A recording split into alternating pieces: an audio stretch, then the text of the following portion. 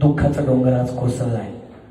महाराष्ट्र राज्याचे उपमुख्यमंत्री सन्माननीय अजितदादा पवार साहेब यांचं आज सकाळी दुःखद अपघाती निधन झालं।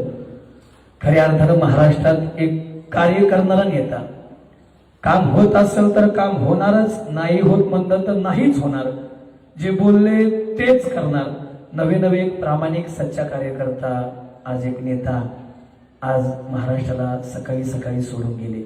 खऱ्या अर्थानं आज महाराष्ट्रावरती खूप मोठा काळा दिवस म्हणायला अडचण नाही, दुःखाचा डोंगर कोसळलाय। या कीर्तनाच्या माध्यमातून खऱ्या अर्थानं अजितदादांना अखेरची भावपूर्ण श्रद्धांजली अर्पण करतो। सगळ्या गोष्टी एका बाजूला सोडल्या, पण एक आज महाराष्ट्रातलं नेतृत्व गेलंय, हे खऱ्या अर्थानं खूप दुःखद आहे। अजितदादांसारखा कार्यकर्ता पुन्हा होणे नाही।